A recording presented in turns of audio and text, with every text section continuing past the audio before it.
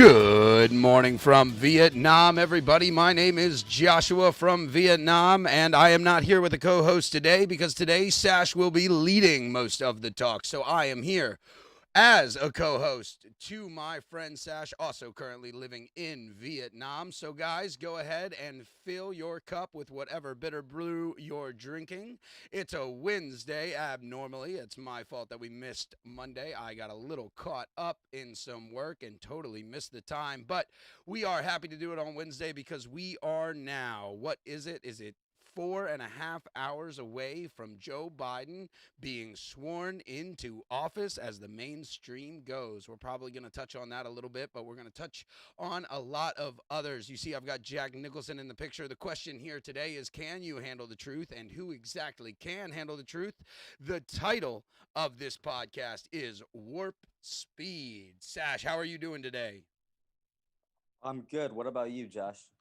I'm doing all right. I've got an early morning of work tomorrow, so my mind's kind of on that. I've got some preparations to do, but politics, I'm a little out of it because it's just, oh my goodness, it's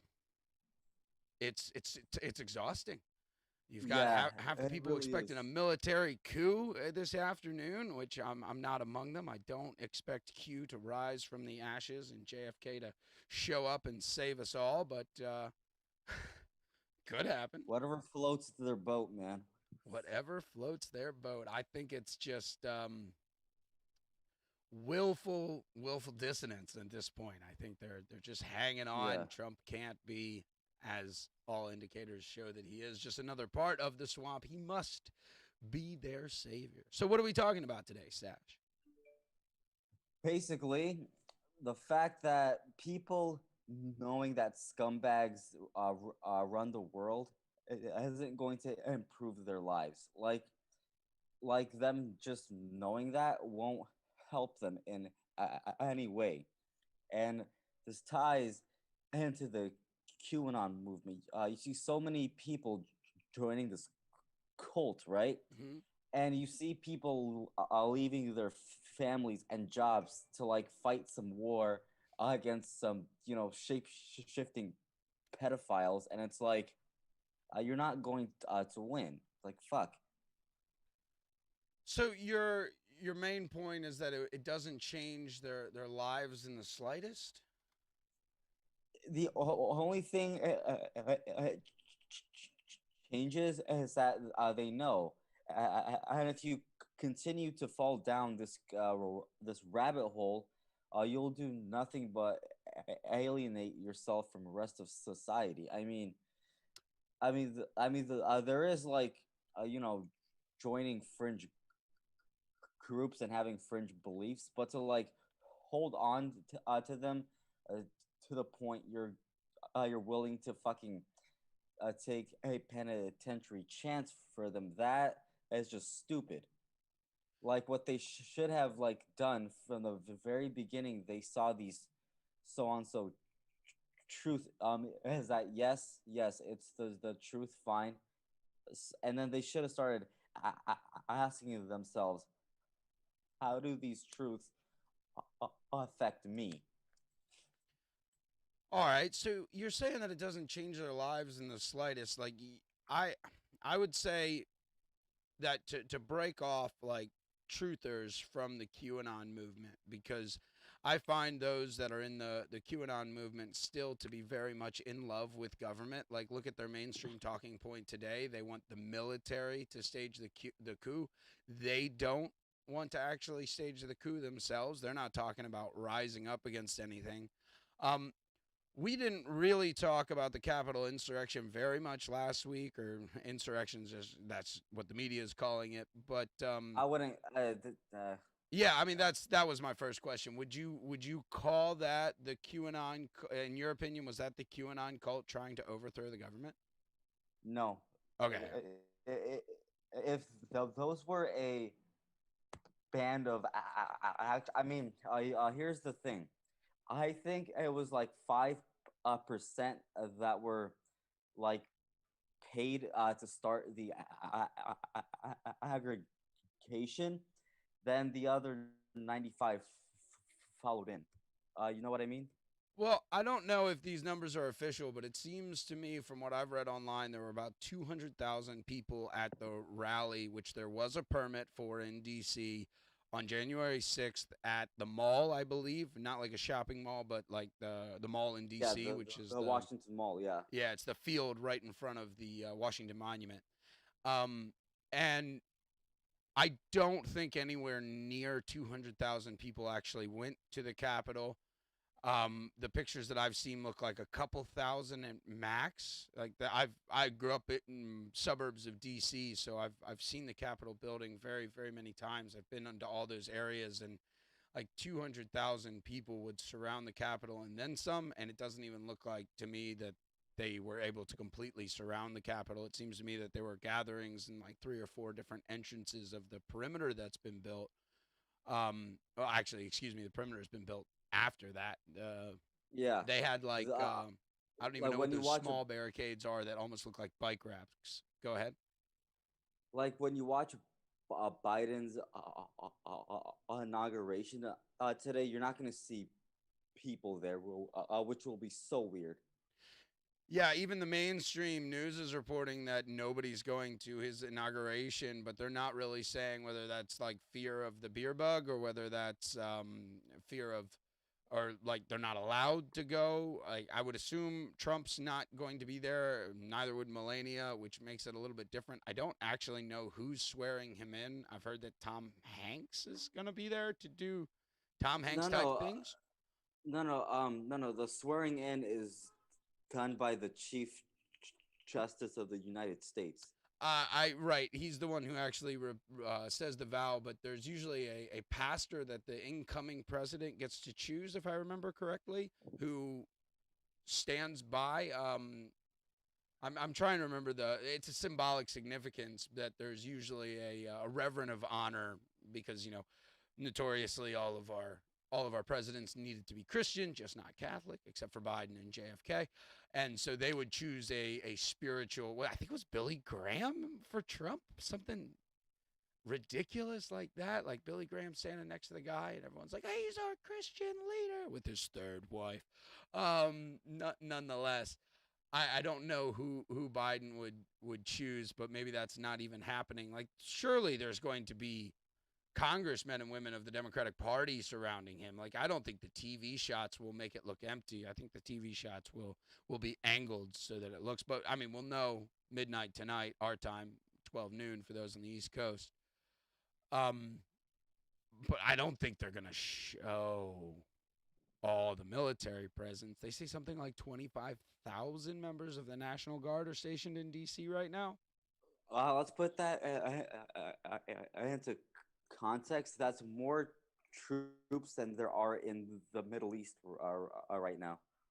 No way, really? Yeah.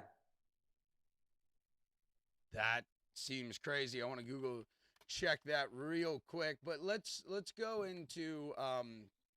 I want to ask you a couple questions about what you mean by the cult of QAnon and what you what you think of as the cult of QAnon and how that differs to the people who think the government is led by corrupted officials. I forget what you called them at the beginning of this Shape shifting pedophiles. shape shifting pedophiles, right? So I don't know if they can shape shift, but I would say No, no, that no, no. I'm just the joking. I Yeah. would say honestly though the majority of our government probably either are active pedophiles or are being controlled, blackmailed through evidence that Pedophilia. they're Yeah. pedophiles. So here I am, someone who questions the shape of the Earth, adamantly denies the moon landing, and any conspiracy theory you can throw at me. I'm sure I've got some thoughts on whether it's Merkel being Hitler's niece or whether it's George Bush running the deep state up until he died. Like I've got my thoughts and opinions on them, and I would say that the knowledge that everyone in government is corrupted, to leave it at that, has changed my life significantly for the better. And but But I don't think hasn't it? the QAnon members are among them. Go ahead. Hasn't always been a wide held belief that politicians are corrupt. Like as long as I've been uh living, I've been taught that politicians are supremely corrupt. I suppose, but I still think that when pressed to it, like if you look at the Congress approval numbers, there's something like 6 to 10% at the moment, and Yeah. through much of my life, it's been hovering around 15%. But I think those statistics aren't exactly fair because then when you ask people about their representatives, specifically their senators and their House of Representative members, they tend to hold an approval rating much closer to a president between 40 and 60%, depending on who it is. I would imagine Nancy Pelosi is a bit lower, and then someone like AOC is a bit higher. And then you see Tea Party candidates who had overwhelming support in some districts, especially in the House of Representatives. So I think that in reality, the majority of people active in the political scene, because we're told, actually this year it's a little bit different. We're told that about 150 million people voted this year, and I don't believe that. I don't either. But that's about half of Americans. But normally it's something like 20 to 30% of Americans are involved in political discourse, and those Americans, I do believe, think that there are less corrupted officials on their side, whether their side is the GOP or the DNC. It doesn't matter. They just think it's the other party. And of course, we've heard the stereotype that they're two wings of the same bird over and over, and that all politicians are corrupt over and over and over. But I think that there's so much partisan thinking in America that very few people really believe it's both sides. And now the QAnon movement is so weird with their cognitive dissonance because these are guys who say now that Mike Pence is corrupt, McCain's corrupt. Well, he's dead. Sorry, not McCain. Who am I? McConnell. Uh, McCain, yeah. McCain was obviously, but McCain too. McConnell is the one that they hate now. Um, they're saying McConnell is corrupt, and these are the same people who adamantly believe that the moon landings did happen, think that Ronald Reagan is one of the greatest men to ever walk the face of the earth, and they love government as long as it's the American exceptionalist. Uh, I don't know how else to put it, but they love the government as long as it's right for them, which I It was. represents their symbolic patriotism. Exactly. And that has been totally divorced and shattered in my life, primarily Oh yeah. with the realization that the moon landings were fake, because you go through and I made a comment on Twitter before Trump got banned saying, look, the only way the old man's going to convince me he's not part of the deep state is if he declassifies the moon landings on his way out. And he didn't declassify anything, like nothing about JFK, nothing about moon landings, nothing about anything that would help wake people up. So I don't think he has any desire to wake people up, and I don't think he has any desire to make people anti-government. Which, if he really was fighting the swamp for the past 4 years, and the swamp overtook him and are now embarrassing him, and he wasn't an active part of it, wouldn't he want to do everything in his power to tear down the swamp on his way out? Like, he just released 143 pardons Uh, this morning, and he they're yeah, nobodies. man, like I mean, yeah, like he fucking pardoned Little Wayne, Right. Kodak Black, but no Rappers pardon and for Julian Assange, none for Snowden. right. And the Q-tard talking point at the moment is that he can't pardon Assange because if Assange leaves government custody, once again, their love of the government, then he'll instantly be killed by the deep state. And this is a level of thinking that just hurts my brain. So the deep state had no problem getting in to kill Jeffrey Epstein, but they can't kill Julian Assange? because he was in Ecuador's. I know he's in UK now, but he was in Ecuador's embassy for 7 years. Like Ecuador is standing up to the deep state successfully, but our president of the United States can't. Yeah. Like what? And it really is why, we did that one episode, and I'd like to do another one eventually about me trying to convince you that the moon landings were fake. And that's why they were so big for me, because I grew up thinking that as a young Christian American, it was my job to stand up for Israel and American exceptionalism, and Zionists were just Christians who didn't like Jesus too much, but they liked all his teachings and they worshiped the same God. I know that's all nonsense now, but that's what I grew up believing. And the moon landing was a huge shake for that, because you see the moon landing was started under JFK, and then LBJ carried it on, refused to run again, and then Nixon was the only president in the history, or sorry, the only leader in the history of mankind to ever send someone outside of um, low Earth orbit, to send a human being outside of low Earth orbit. And then how many presidents have we had since Nixon, right? And not a single one of them brought it up, said a word. NASA still gets $62 million a day. I understand that NASA is one of the more powerful propaganda wings of the United States government, and it definitely brought me and many other young boys and a lot of young girls up into setting an aspiration apart from the military of something we could do for our country. Like I wanted to be an astronaut. I wanted to go to space. I don't know many young boys who didn't and want to do those things. And it definitely makes you pro-American, because we're the ones with the grit to do it, and no one else has done it since, despite having way more money and way more time and way more Where do you think technology. the Space Force is going to go? I think it'll disappear. Don't you? No, I think they're planning something really big, Why would they and need they're a new branch of the military for that? Like, are you thinking? Are you thinking the, ET? something like that, man. Like the majority of the world population will not believe it if aliens just appeared. So I think that the Space Force will be used as a propaganda tool to make people, believe it once it happens.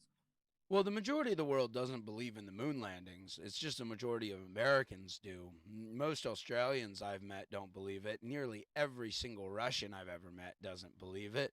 So I don't think, well, I guess if you go and you look at Ronald Reagan's quote that the only thing that could unify the world would be an alien invasion, I guess you might have a point that they do need the whole world to believe it. But people are easily fooled by their eyes, and we have the technology to fake the invasion. So I've got one real quick follow up question. When you say you think that something like that might happen, like aliens might come, do you think, meaning a government hoax to I think I think I think in my own imaginative mind, they're going to create their own conscious species and let that fight a war against us. they're going to create a cognitive species? I mean, who do you think has the technology to do that? We don't know yet, but if it's in our realm of thought, then I think it's definitely possible. Do you think this species would be silicon based or would be carbon based? It would have to be something that is completely out of this world. So maybe silicon based, Okay. because we're carbon based, right? Yeah, all life forms that we know of are carbon based, and the science fiction point of general artificial intelligence, which I don't believe in. I think specific artificial intelligence is all we've got, and I think the tech companies play up the abilities of multiple specific artificial intelligences working together to pretend that it's GAI. But I don't think that a sentient silicon being is possible. This is Elon Musk's point that he does believe that humans are the evolutionary kickstart for a silicon-based life form. He thinks that we are how the order of the universe. I mean, he also subscribes to simulation theory, so I don't really know how he justifies these two things in his mind. But he's talked about that with I can't remember the company that he's making, but what's the company he's making with the spinal tap essentially to control your Uh, phone with your brain? uh, Neuralink. Neuralink. That's right. You got Yeah. you got really quiet there for a second. Neuralink. So when I was listening a while ago, I was really enthralled on this. Like right after his appearance on the Joe Rogan podcast, the one where he's smoking a doobie. And so I started really listening to him talk about Neuralink, and he seems to think that we will create a silicon-based artificial intelligence.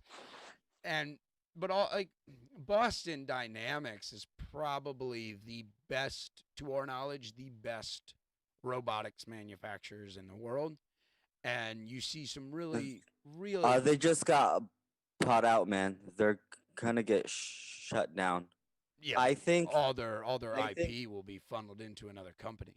I don't think they're going to Uh, get shut down. I think what's gonna happen now is Elon Musk becomes the new Bill Gates.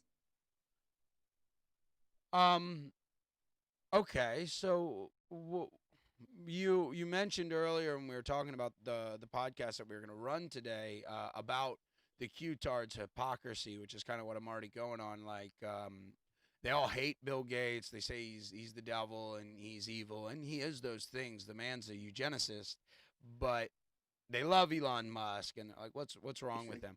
So I agree with you there, but I know like you don't even Elon completely Musk go ahead. Elon Musk knows how to use memes, man. Like that's one of the main reasons why he's gotten so popular these past few years. I mean, they say that he knows how to use memes, or he's hired someone to run his Twitter account that knows memes. Like, this is the man, while on a Zoom call, asked where he looks to make it look like he's looking in the camera and had to have an assistant tell him, look at the camera. Yeah. So, this is not an unbelievably intelligent man. This is a man from a very affluent South African family that owned a lot of emerald mines during apartheid, and when the government collapsed in South Africa and the ANC took over, Musk's family fled to Canada in disgrace, and then I mean, I'm mixing my own theories with factual things if I say what I was about to say. So No, then the ANC came after apartheid, like way after apartheid. Like that's the Julius Malema shit, right? ANC is the people who likely took out Mandela. ANC got power nearly immediately after Mandela, and they've held power. From Okay, my understanding, they've held power since. is that the party that Julius Malema is a part of? If he's in power in South Africa right now, I would believe so. No, no. Okay. Well, let me pull this up. ANC South Africa.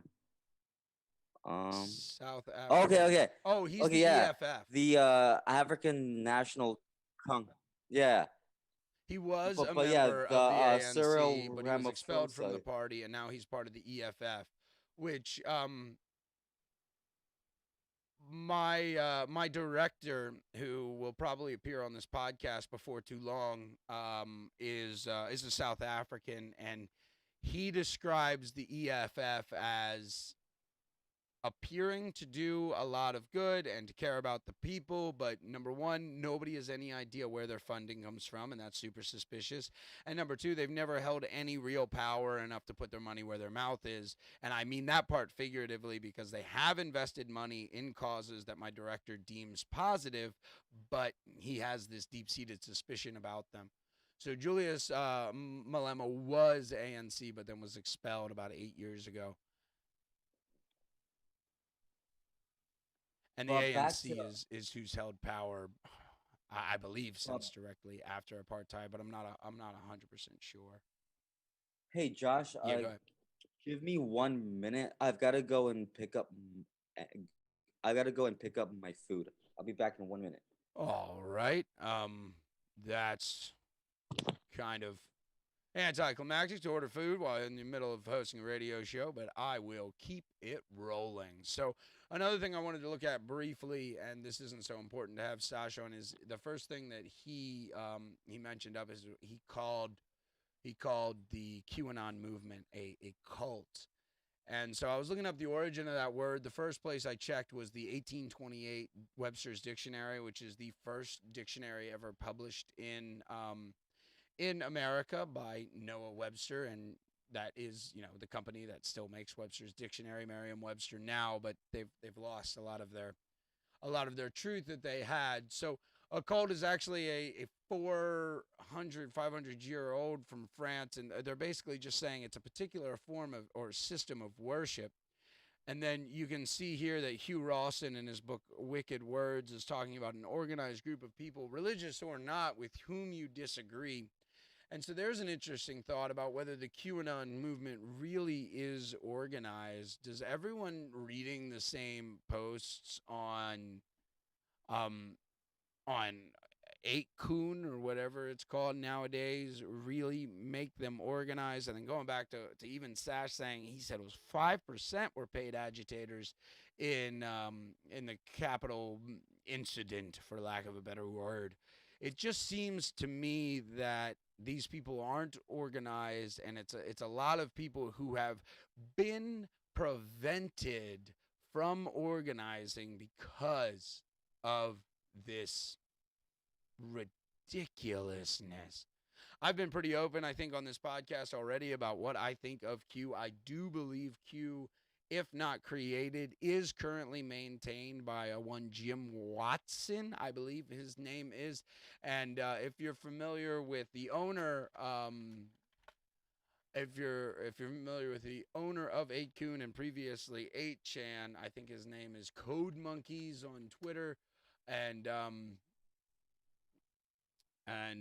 drawing a blank to make sure. Watkins, not Watson. That's right. Uh, his father is a total stereotypical boomer businessman, right? And he's the one that actually funded the openings of the image board, and his son Ron Watkins or Code Monkeys is the one that maintained it and adminned it and things like that. And I think that this was beginning as a marketing ploy for a Chan, because at the time 4chan poll in 2017, poll being the specific reference in 4chan, was one of the best places for uncensored news. And now I don't mean to say accurate and true news. I just mean uncensored. Anybody really could post what they believed. 4chan cracked down quite a bit in the years coming, and then 8chan really exploded despite having existed already. But then their poll department exploded when Q switched over. Originally, Q was posting on 4chan poll, not on 8chan, and then switched over. And the reason why I think that it is Jim and Ron Watkins running this is because when you really draw down or hammer down on the QAnon proofs, as it were, like what is the proof? What are the evidences that Trump, General Flynn, and QAnon really are working together? And Q plus when he signs the post Q plus, the idea is that whoever Q is working or is sitting next to Donald Trump at the time. And their number one proofs are these timestamps. So when you go through all the archives of all Q's posts, you'll see very many, many times where Q and Trump are posting with like a less than a 10-second differential. And then you'll see, like, exactly to the second an hour later, Trump posts using the same word as Q, or maybe Q and Trump post two posts using the same word that's a special word only because they both used it at the exact same time, like within a second differential. And I was like, huh, that's pretty wild, and that's pretty coincidental, especially when it's happened nearly 100 times. And I'm not sure exactly how many times it's happened, but it's many times, and I've seen at least 30 or 40 that I've investigated myself, and they do seem to be right. But the number one problem is that we're relying on the server backups of 8chan and 4chan to show us the timestamp. And I've got a really serious problem with that, because Jim and Ron Watkins could edit those so easily because they are server side admins. I understand that if they're just using like a C desk platform to host all of their data, it would be a little bit difficult. But we're talking about real Code Monkeys is a real Linux admin. He knows what he's doing. There's no interfering with a database that would be beyond his technical skill. He could make the posts in hindsight read anything that he wanted. And the number one website that people go to when they're reading QAnon posts is QAnon.pub, and that's where they'll use this aggregation of Q posts to look for things and to search them. But when you go in and you look at the proof, it's not an externally hosted place. It's all back to 8kun's own archives. And that's a big red flag for me, because now we have two individuals that could fake any timestamp, retroactively edit any of Q's posts so that they use the same wording that Donald Trump used after. And then you talk about memes that grew out of Q, like where we go one, we go all, that General Flynn did start using. And I do believe, from my understanding, that was a quote from a movie trailer that Q posted back in 2018. And that became such a cry on Twitter. And that was repeated by so many people in Trump's base that I really think that General Flynn started using that not because of his relationship to Q, but because it fired up the base. And that man did have active investment in Donald Trump remaining president for another 4 years. Remember, if it wasn't for Trump's involvement, the Democrats probably would have gone at him much harder. And he could have seen the inside of a prison for years upon years. So we we have that right there. Like, it's just not good enough for me. And I think that all this QAnon is a deterrent, not an aggregator. I don't think this is organizing people. I don't think this is bringing them together.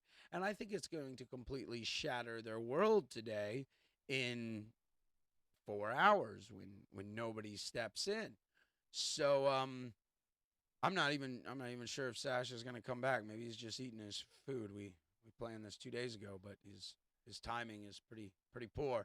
So perhaps we'll end early if I don't see him coming back. He didn't really get into anything he wanted to get to, but my major point is this Q movement is ripping people apart, and any pretense of organization that they have is just gonna fade away after. Well, I Sorry see about that. now. I see now that even more religious Q-tards are saying that, well, don't be afraid if Joe Biden does get inaugurated. Wait at least 48 hours after the inauguration. And it's, what is that, 8 hours going to become 2 weeks, and then 6 months, and then Joe Biden will have a legitimate heart attack and die, and then I told you Joe Biden wouldn't be like, it's just absolutely insane. So I don't I don't agree in them being a cult. I think the Trumpism is more of a cult because they adhere to a Trump than the Q-tard movement. So who do Um, the Q-tards adhere to then? Bakers Is is it what they call them. So who? Q's posts are driveling nonsense. They make no sense.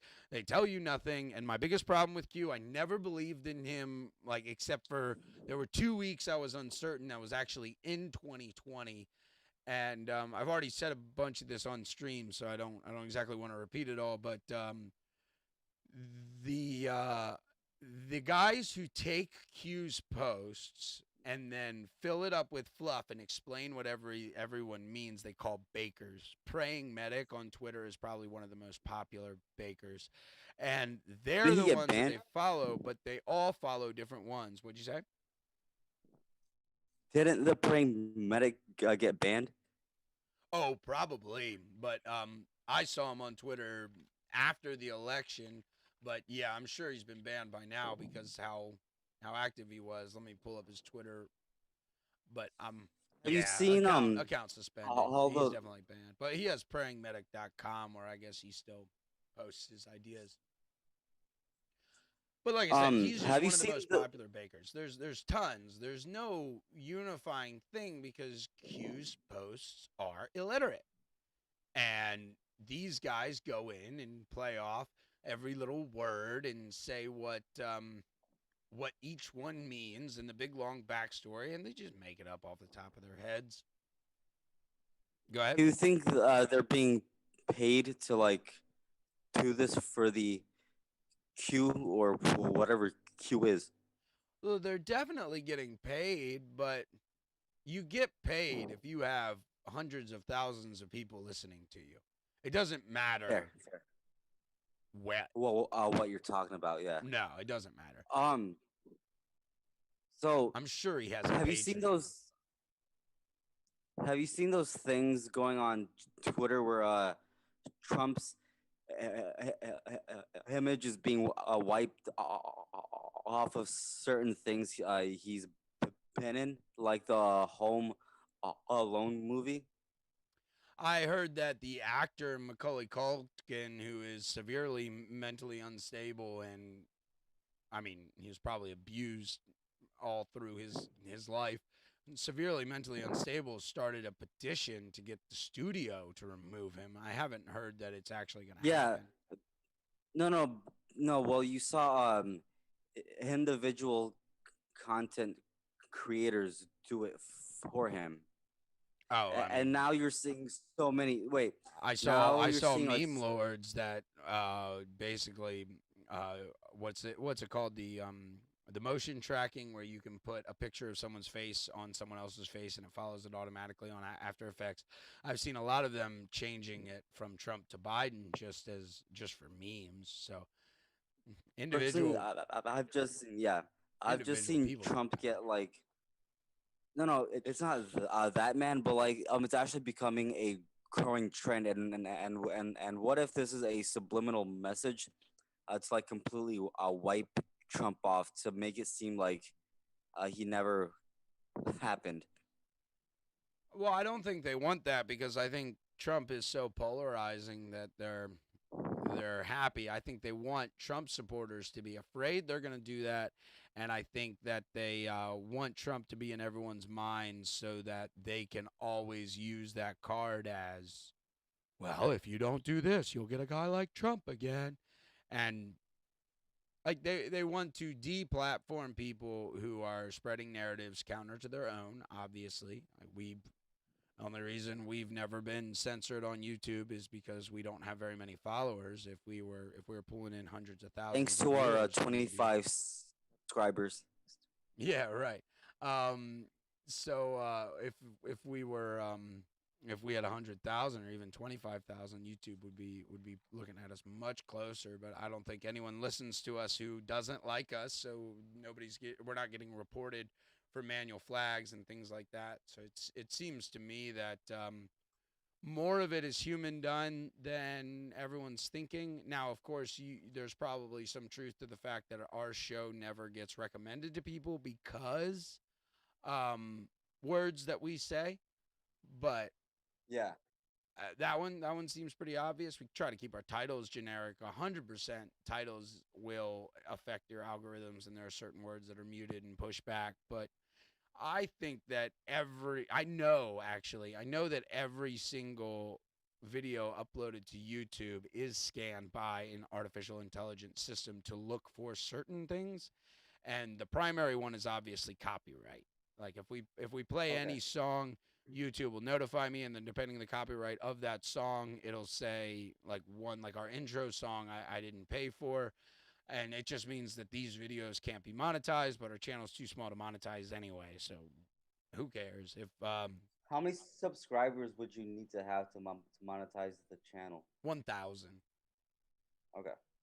1,000 subscribers and 4,000 hours of view time. So 4,000 people have to watch your videos for a combined total of 4,000 hours, and then YouTube, if they see fit, can offer you monetization. Okay. Uh, I think where we are, like I don't really know what will be the next place to live stream. Like it's obviously not D Live. Their bannings have already begun. Twitch has been worse than YouTube before YouTube was bad, and YouTube's obviously in the gutter. So like there's a guy named Sean, I can't remember his last name, who's working with a group of people to create a new streaming platform called Lighthouse, Lighthouse, but their beta keeps being pushed back. So I've got my eye on there. Probably once we hit episode number 20, I'll start uploading these to podcast sites, and then people can.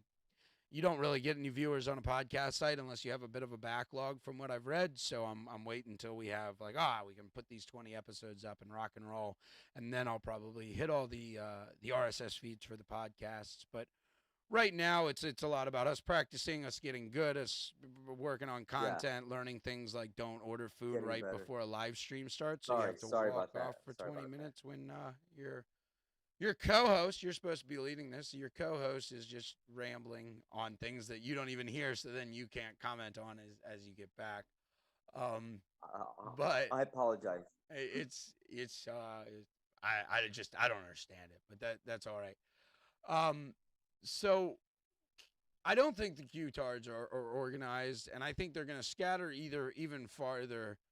Um, to bullet point what I was saying right as you were walking back, they're going to scatter even farther in the coming weeks as they realize Biden will, in fact, be the president of the United States. But one additional thing, I think the movement of Q is instrumental in keeping people from organizing because the promise is, hey, trust the plan, man. Everything's going to be okay, man. Just sit back and relax, man. Open another Bud Light, man. Everything's cool, man. Military's Okay. going to Okay. do I this. get that. But what happens when they don't? Okay. Fair. Mm. Q has been delaying the divorce between Trump and his base. When Okay. Trump, when nothing happens, if nothing happens, um, you were I talking think before about nothing that. will happen. I do as well. I saw a little bit of predictive programming talking about the possibility that Biden will get put out of his misery today, but I I don't expect it. Nothing that exciting ever happens. No, we're not gonna see a JFK moment again, like where he gets shot in broad daylight. No, I think that was a colossal failure on the CIA's part because everybody knew that it wasn't Lee Harvey Oswald. Like Yeah, yeah, everybody. yeah. And so, I mean, it's another step How of do you okay. how do you think? So like when Kamala gets in, how do you think Biden will be pronounced dead? Heart attack, old age, stress. I think 25th Amendment and Alzheimer's. Okay. I don't think Oh, he'll actually die. Alzheimer's first, Yeah. then the 25th. Oh, Trump did say that in a speech in Texas last week. He said that the 25th amendment affects me in no way, but it'll come back to haunt Joe Biden. Be careful what you wish for.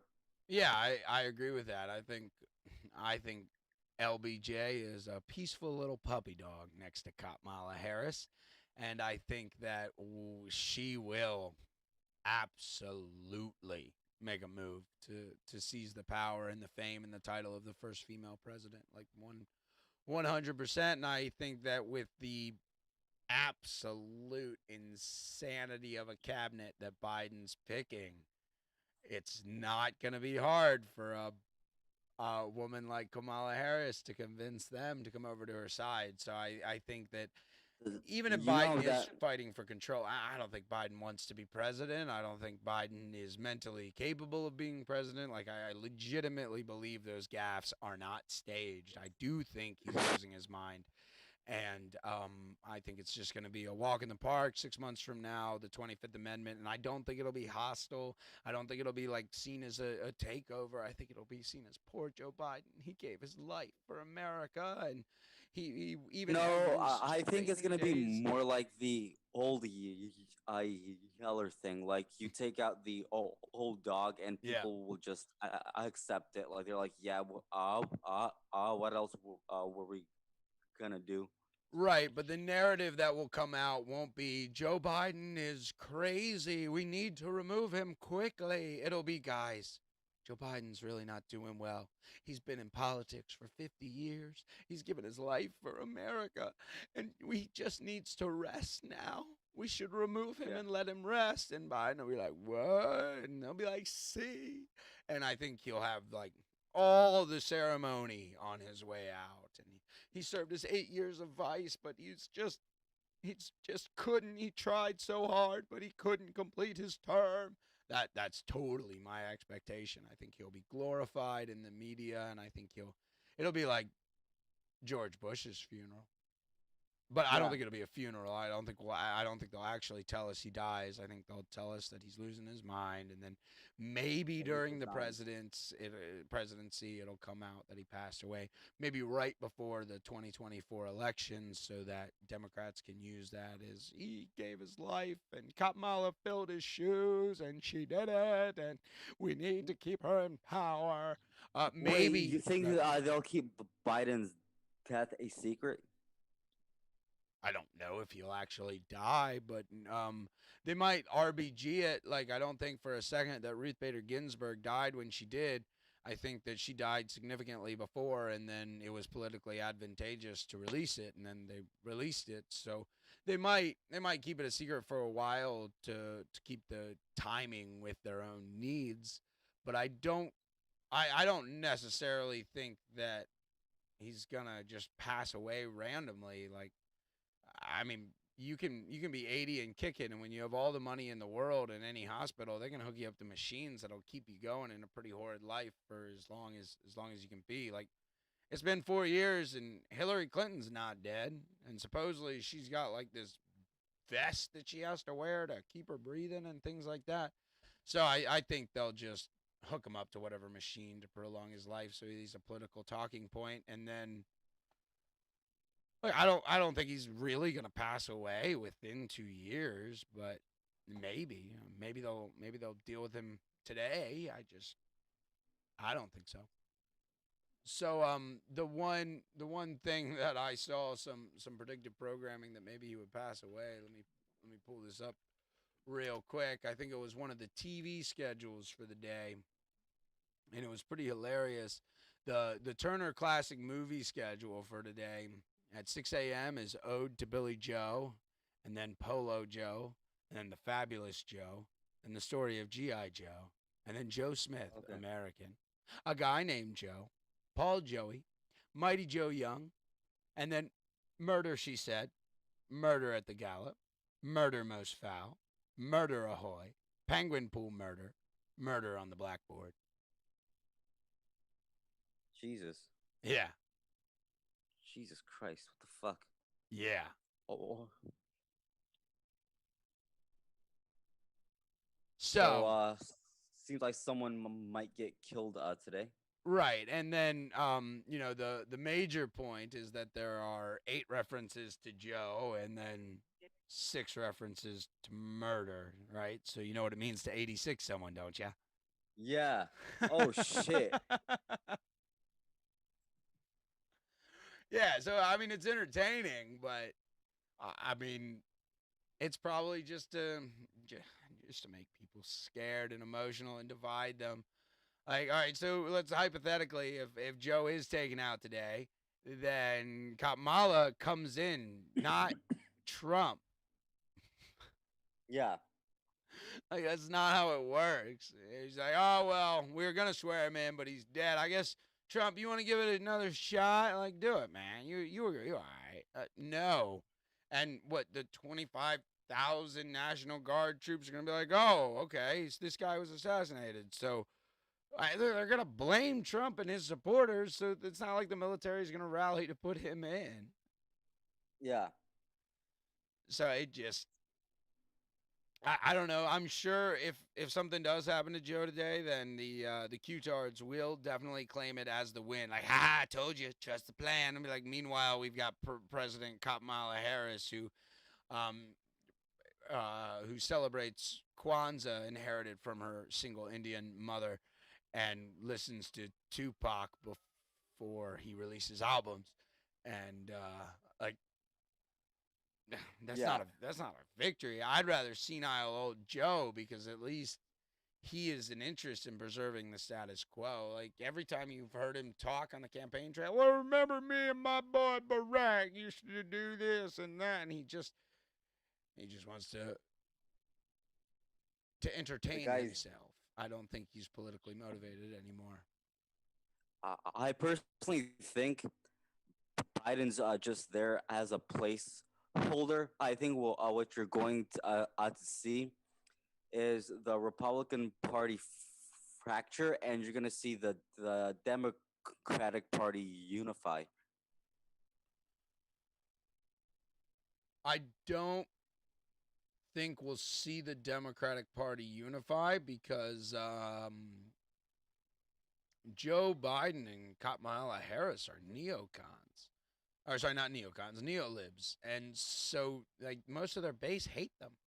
They just hate Trump Dude, more. most of the social justice Democrats that have taken power in Congress are turning are turning into neoliberals. Basically, Of in course, but they my wouldn't be allowed viewpoint, in Congress if they weren't going to. yeah, yeah.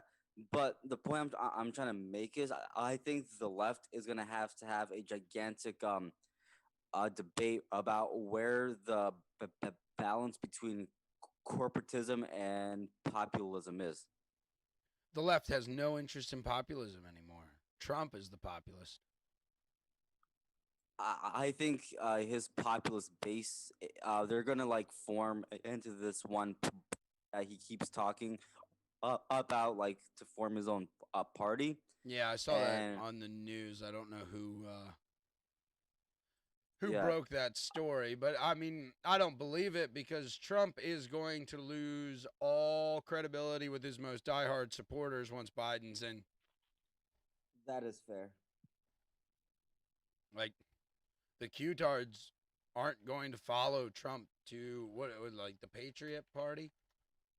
Yeah, the Patriot Party, the fucking yeah. Yeah, so the I mean, oldest I article I see think from that a they quick will though, man. I think they will, dude. Like I remember what I told you at the beginning.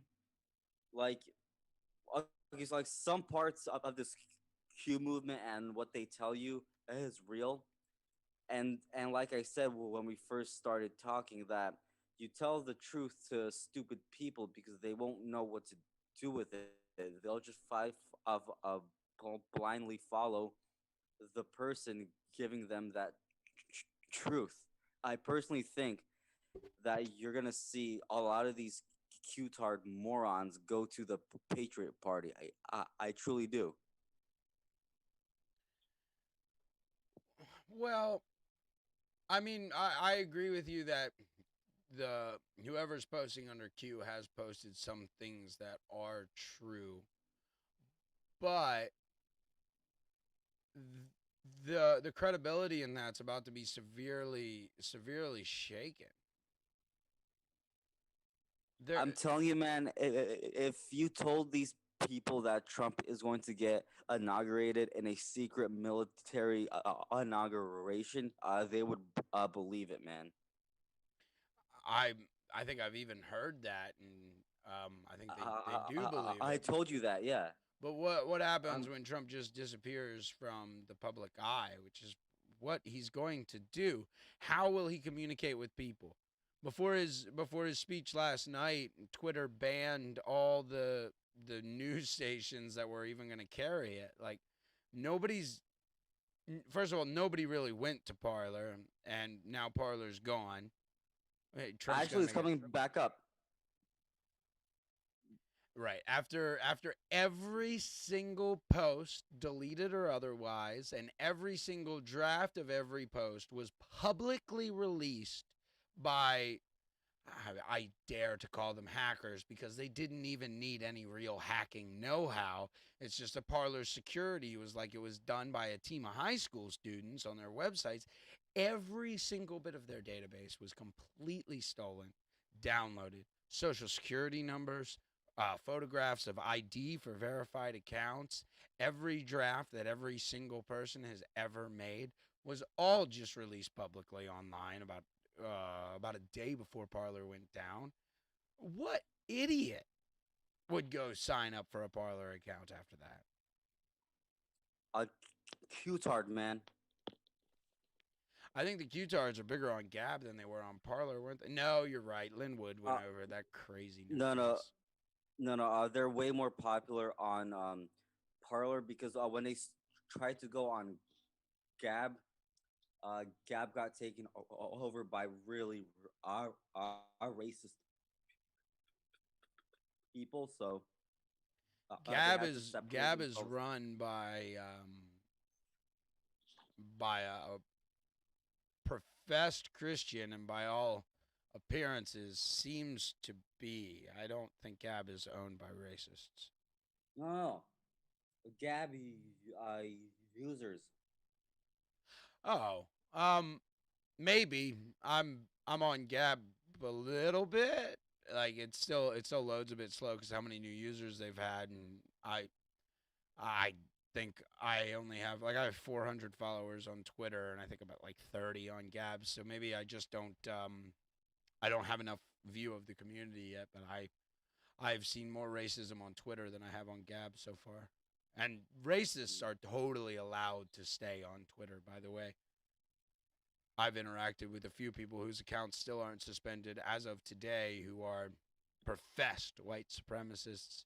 Twitter quite likes the professed white supremacist and doesn't like the people who push counter narratives who don't admit to being racist, primarily because they're not racist, but the racists are good for Twitter's optics because they can use them to point to them going, see how bad these people are.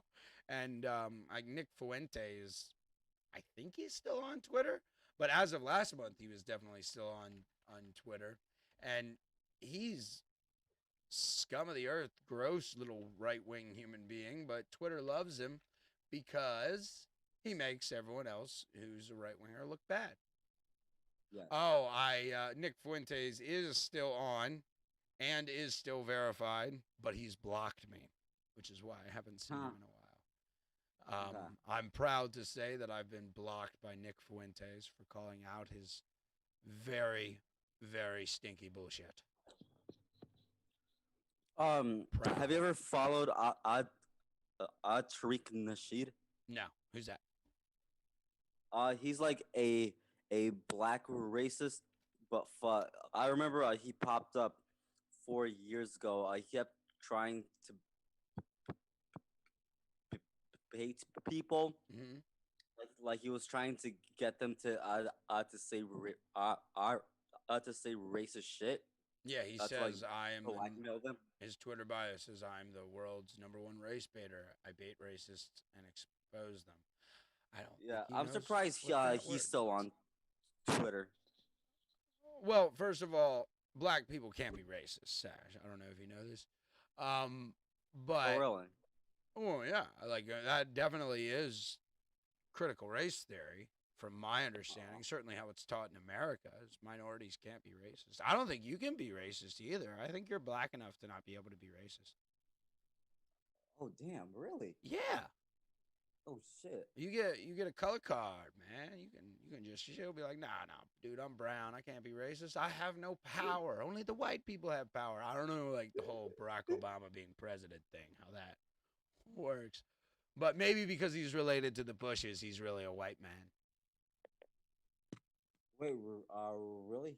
Uh, Which he's a part? Bush? The fact that he's related to the Bushes? He is definitely related to the Bushes. Jeez. I always thought he was the king of Thailand's illegitimate son. Not the king of Thailand, the king of Indonesia. Mm.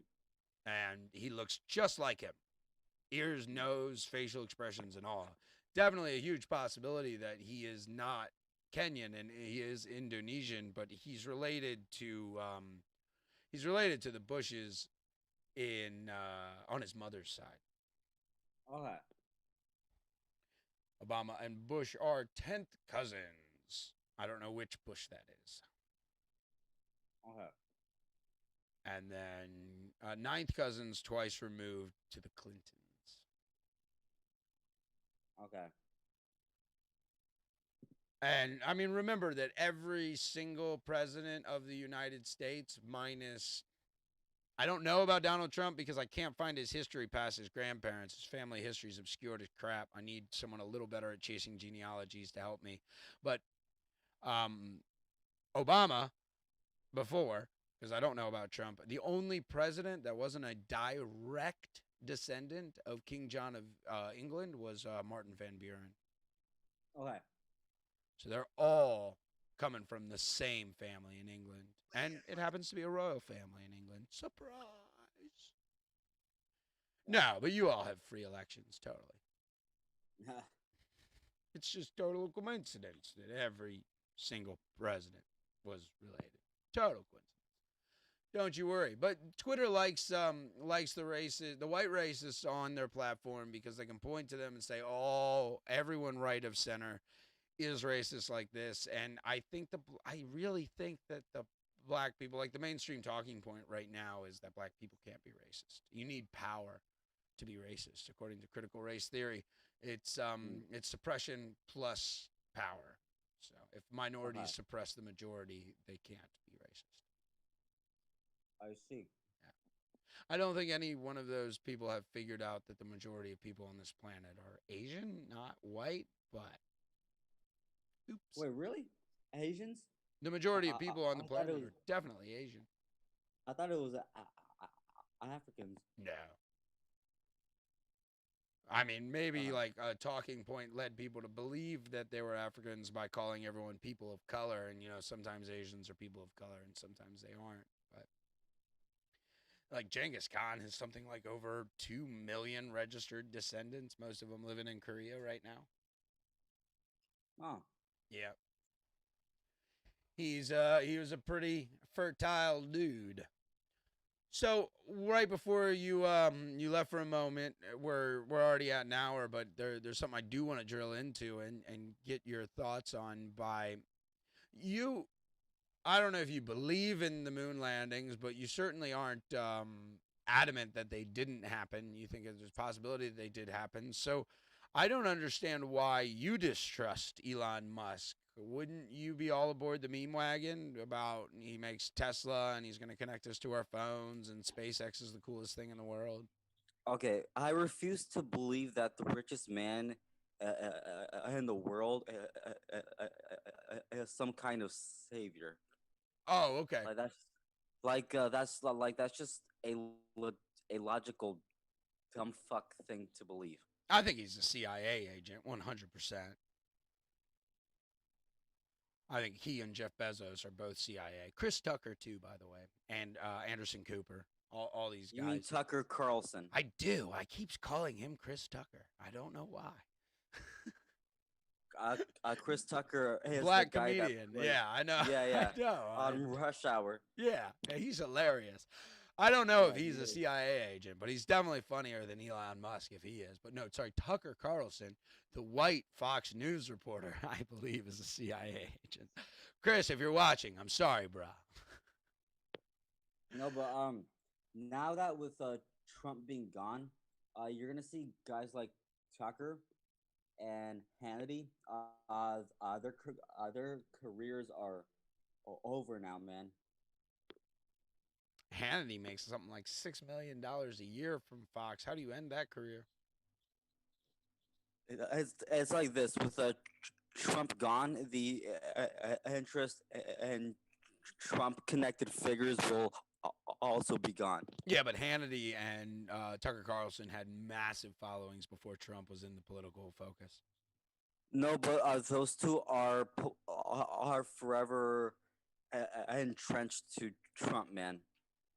Like Yeah, but I not the hear lies about the Q-tard movement, so I don't think they'll suffer the same shame. And especially if I'm right about Tucker Carlson being a CIA agent, then they will ensure he continues to have an audience because they want him to continue to spout the information that they control. I don't know about Hannity. Hannity could just retire. He's so filthy rich, and he could do the Glenn Beck path where he starts his own show and makes Steven Crowder dance for nickels. oh oh God, no more of that shit, please. Fuck Who, Steven Crowder or Glenn Beck or both of them together? both. The Blaze was complete garbage, man. I was a CRTV subscriber actually before Blaze took over, and then I canceled, and they're like, "Why?" And I was like, have you met Glenn Beck?" Like Jesus Christ, man. Like luckily though, we don't see names like Tommy Heron come back into the spotlight. She's cancer. Was she ever really in the spotlight? Like, I know her picture from Yeah, she tweets and was. memes, but I've never She watched was. her. Yeah. Oh, she was very popular back in 2016. Basically, they just had a somewhat attractive 20 year old spew conservative viewpoints. Yeah, but they've done that. They've done that a bunch. Like, what's her No name? man, What's the girl? Tommy's but that girl, her voice just makes me cringe, man. Oh, really? I don't think I could. I don't think that I could. I can recall her voice right now. I know her. I know her from Twitter more than anything. But what was the girl who was with Stefan Molyneux and made that documentary on South Africa and then the immigrants? I'm not sure. I've never heard of it. Um, she like basically admitted to being completely Lauren Southern, from my understanding, completely admitted to just, yeah, I don't believe anything that I've been saying the past 5 years, but thanks for making me rich, suckers.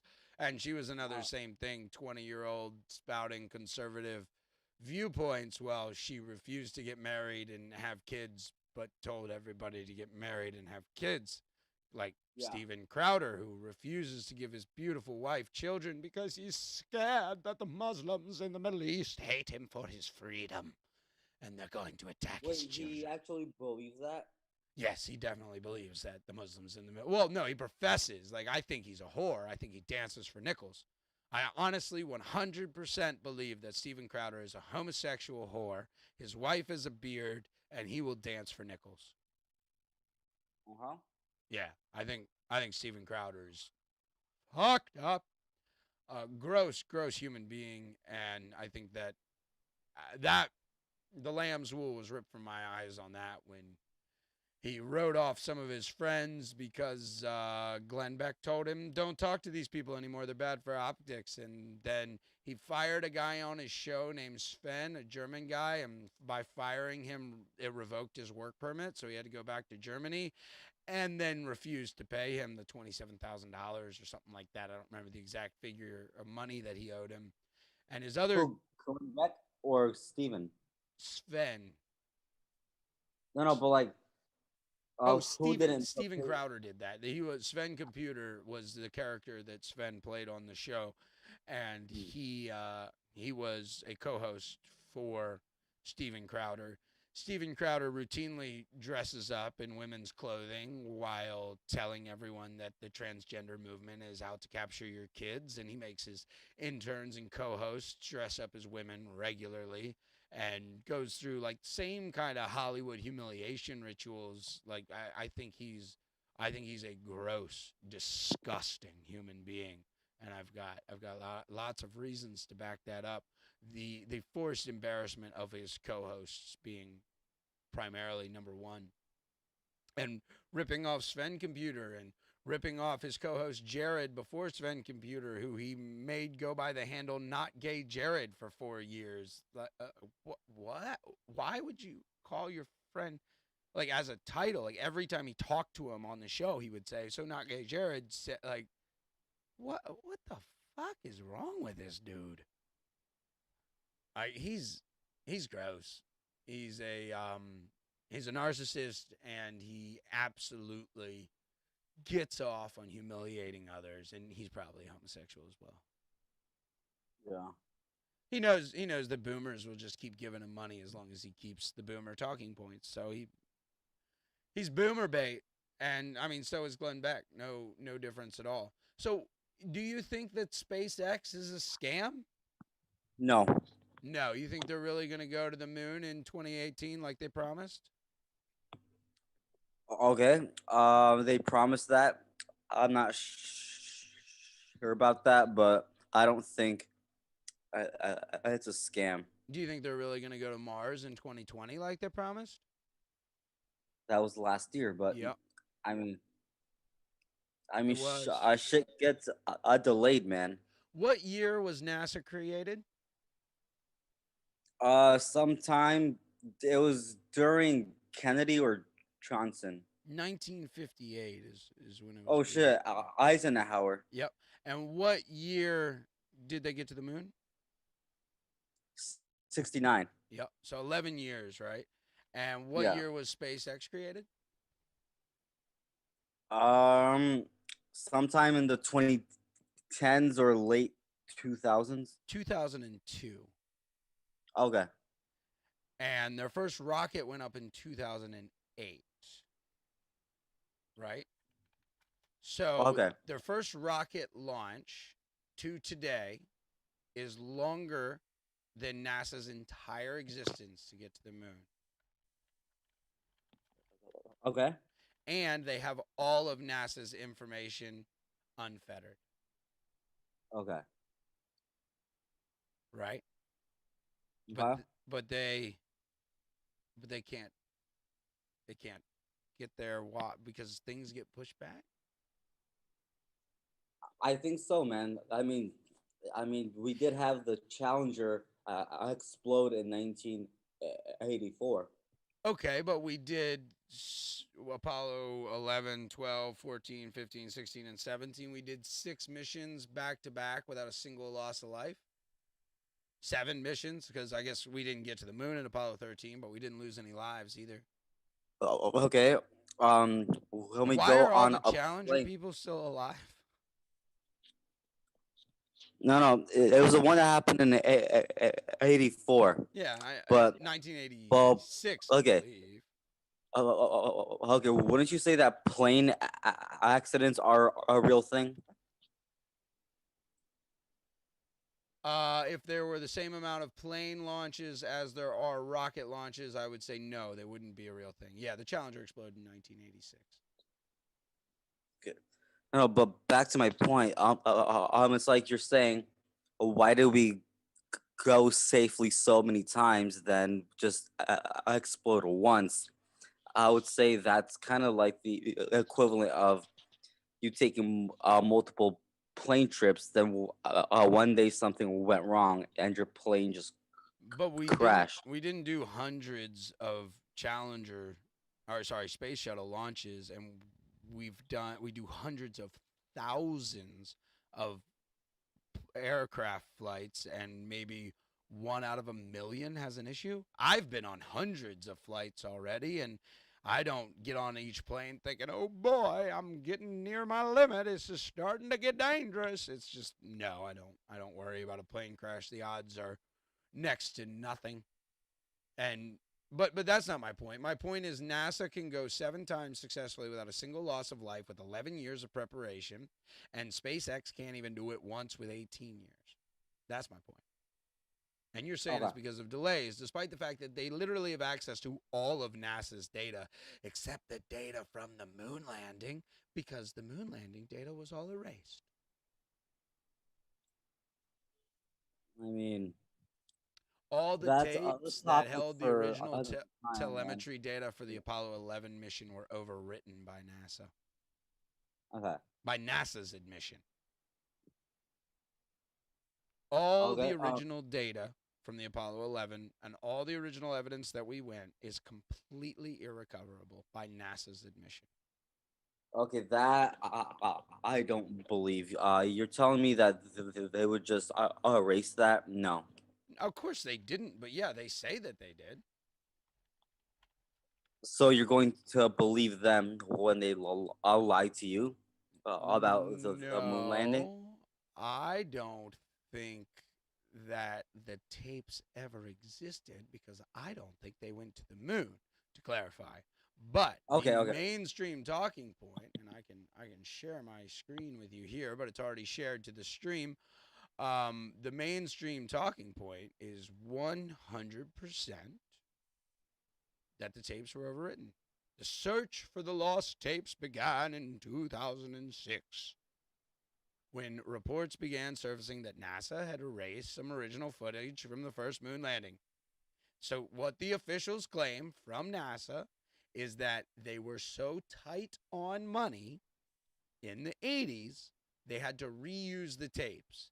Despite being 15 years forward and not using the same type of tapes anymore, they needed to reuse them. And despite getting on average $50 million a day at the time from the American taxpayers, it still was completely reused for no reason whatsoever.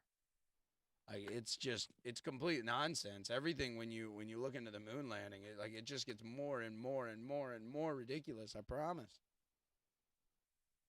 Like the type of tapes that were used are the 2-inch quadruplex videotape that was invented in 1956. Those were completely out of use except in the Soviet Union in the 70s and 80s. So there is no way that they would have needed to reuse them, and there's also no way that they would need to save money because yeah, their last release of the models was 1975. They no longer made or sold them after 1975. And now they say that even if they did find them, there are no machines left to read this tape. So even if they did find them, even though they already admitted they overwrote them, there would be no way to read them. I don't believe that. Of They course. have to find a way to read that. But here's my question. Do you not believe what NASA is saying it, or do you not believe me that NASA is saying it? Real quick. I I'm in limbo there. Okay. Obviously, this Like claim is ridiculous and it's not true, but it is what NASA officially says to the public. okay. So this NASA had an explosion, 1986. Challenger went boom. Very sad, very sad. Those O-rings just weren't ready for the cold, man. They weren't ready for the cold, and the launch was too cold. And the engineer told his boss, and the boss was like, "Don't worry, we got a launch." Then the launch got delayed to the next day, which was even colder, and it got delayed for unrelated reasons to the O-ring. And the engineer was demanding that everything stop because the O-ring wasn't rated to the temperature that they were trying to launch the Challenger in. And his boss just said, "Nah, fuck it, let's go." Press the launch. Challenger goes out, just go boom. And interestingly enough, every child in America in public schools was watching that launch live on television. Why, you ask? Well, I'll tell you why. Because it was the very first time a teacher ever went to space. And they had this teacher who wasn't a trained astronaut just go through training so that she could go to space. And it was such a big talking point in all the public schools. So they wheeled one of these TVs in 1986. And if you ask anyone who was in school in 1986, they'll remember the day that it exploded. I was homeschooled, so I did see 9/11 live because I was at home with my parents. But my sister, who was born in 1998 and obviously too young to remember the 9/11 attacks, had to have 9/11 Remembrance Day in public school, where they made her watch the films over and over and over and over again, going, "Are you traumatized yet, child?" And it's the same damn thing. The 1986 explosion of the Challenger was completely planned to traumatize these children. The 1967 explosion of the Apollo 1 was completely planned, probably to kill those 3 astronauts. That's what makes the most sense. But I mean, even that's so obvious just from reading the Wikipedia articles, that my guess is they wouldn't go along with the fake space landing. And they're like, yeah, no problem. Kill them. Get new ones who will. And that was exactly what happened. And so your premise is that SpaceX isn't a scam. NASA is largely funding SpaceX, or completely. $400 million they gave them in startup money. NASA did $400 million to a company of an emerald miner from South Africa who had to flee because of political relationships. And then with nearly double the time of NASA, with NASA's full help and funding, which was far superior to 1960s, and the fact that our computers that we hold in our hand surpass every single computer at Houston combined. Yeah, that's right. Our cell phones are more powerful than every computer in Houston, NASA headquarters combined. Despite those advancements of technology and double the time and more than 5 times the funding adjusted for inflation, SpaceX can't get to the moon.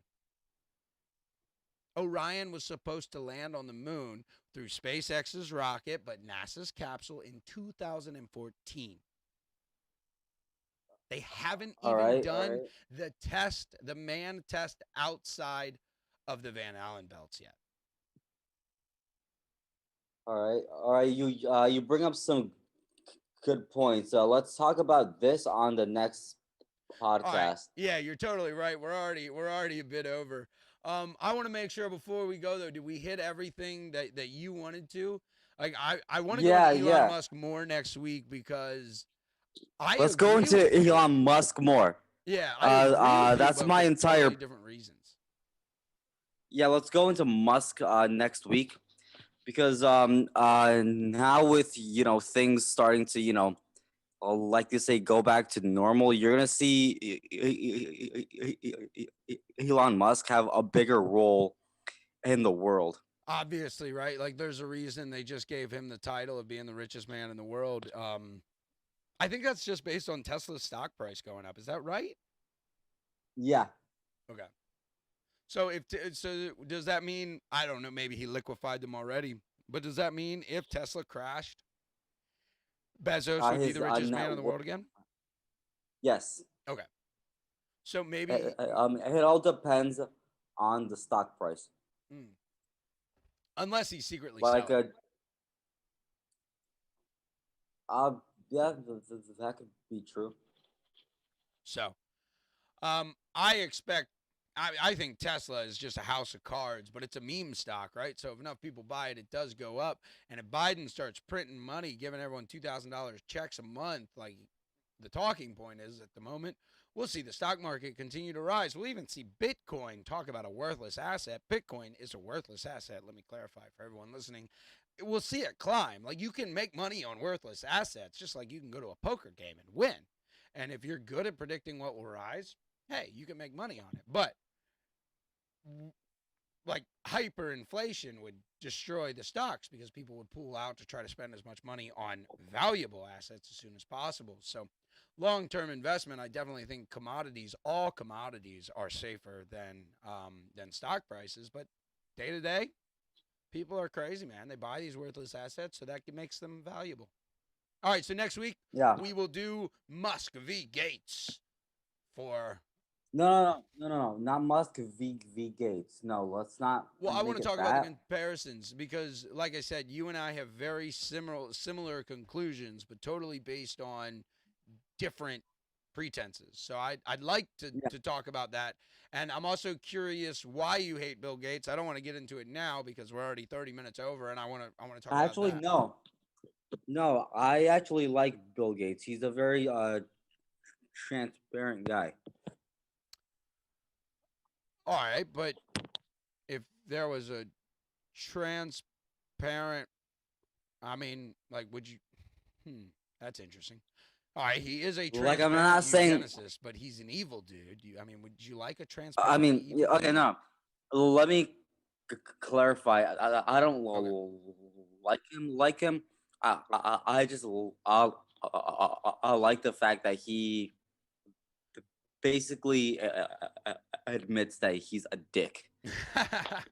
Okay, I can see where you're going there. You appreciate his transparency, I think, is what you're Yeah, what the point that you're yeah, making. All right, cool. yeah. I can dig that. All right, guys, have a wonderful Wednesday. Let's see if Joe Biden really does get 86th. I'm guessing no, but holy crap, that would be wild if it happens. And let's see Oh if he yeah. gets sworn in and see if Q shows up with JFK Jr. and storms the Capitol with a barbarian hat on and saves Donald Trump's political career. Have a wonderful inauguration, folks.